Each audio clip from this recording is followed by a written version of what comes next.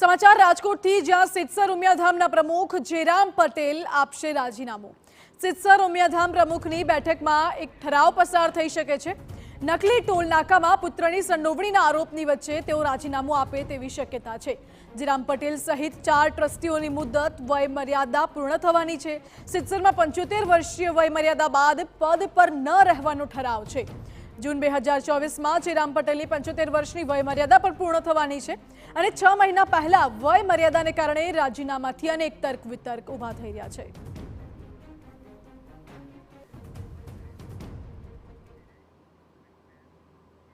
જેરામ પટેલ રાજીનામું આપવાના છે તેને લઈને વધુ જાણકારી આપી રહ્યા છે સંવાદદાતા મોહિત ભટ્ટ। મોહિત, 6 મહિના પહેલા જ વય મર્યાદાને કારણે તેઓ રાજીનામું આપી રહ્યા છે અને અનેક તર્ક વિતર્ક ઊભા થઈ રહ્યા છે।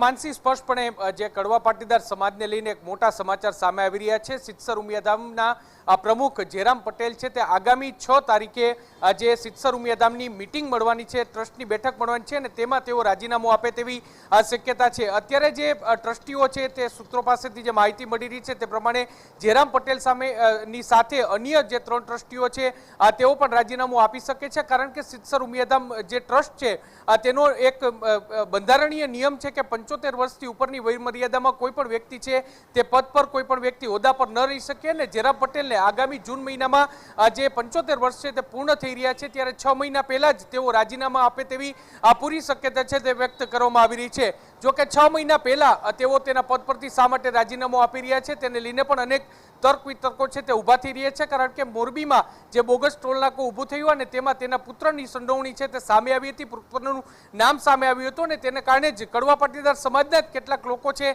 કેટલાક આગેવાનો છે તેમના દ્વારા એ રાગ ઊભો કરવામાં આવ્યો હતો, એ વાત ઊભી કરવામાં આવી હતી કે જેરામ પટેલે નૈતિકતાના ધોરણે તેના પદ પરથી રાજીનામું આપી દેવું જોઈએ અને તેની વચ્ચે તેઓને રાજીનામાની વાત જે સામે આવી રહી છે તેને લઈને અનેક તર્ક વિતર્ક છે તે ઊભા થઈ રહ્યા છે। માનસી, બીજી સૌથી મહત્વની વાત કે જેરામ પટેલની પુત્રની જે રીતે સંડોવણી સામે આવી, કારણ કે જેરામ પટેલ છે તે કડવા પાટીદાર સમાજમાં એક મોભાનું સ્થાન છે તે ધરાવે છે। એટલું જ નહીં, વર્ષોથી તેઓ સિદ્ધસર ઉમિયાધામ અને સાથે સાથે કડવા પાટીદાર સમાજની અનેક જે ધાર્મિક અને સામાજિક સંસ્થાઓ છે તેમાં તેઓ જોડાયેલા છે, ત્યારે તેની વિરુદ્ધમાં આવતીકાલે એક સંમેલન છે તે રાજકોટમાં મળવાનું છે, એક બેઠક છે તે રાજકોટમાં મળવાની છે અને તે બેઠક પહેલા આ જે તેમના રાજીનામાની વાત આવી રહી છે તે ખૂબ જ સૂચક માનવામાં આવી રહી છે। આગામી 6 તારીખના રોજ કડવા પાટીદાર સમાજની જે ઉમિયા સિદ્ધસરધામ ટ્રસ્ટ છે તેમની જે બેઠક છે તે મળવાની છે ને તેમાં તેઓ રાજીનામું ધરે તેવી પૂરી શક્યતા અત્યારે વ્યક્ત કરવામાં આવી રહી છે। જી માનસી। જી મોહિત, આભાર સમગ્ર જાણકારી માટે। એટલે 6 મહિના પહેલા જ તેઓ રાજીનામું આપી રહ્યા છે, જેથી અનેક તર્ક વિતર્ક સર્જાઈ રહ્યા છે। વય મર્યાદા તેમની પૂર્ણ થાય છે આગામી જૂન મહિનામાં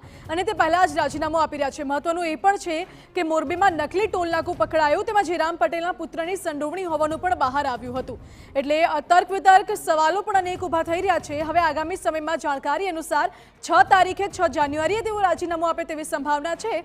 આગામી સમયમાં શું નિર્ણય આવે છે, શું જાહેરાત થાય છે તેના પર નજર રહેશે।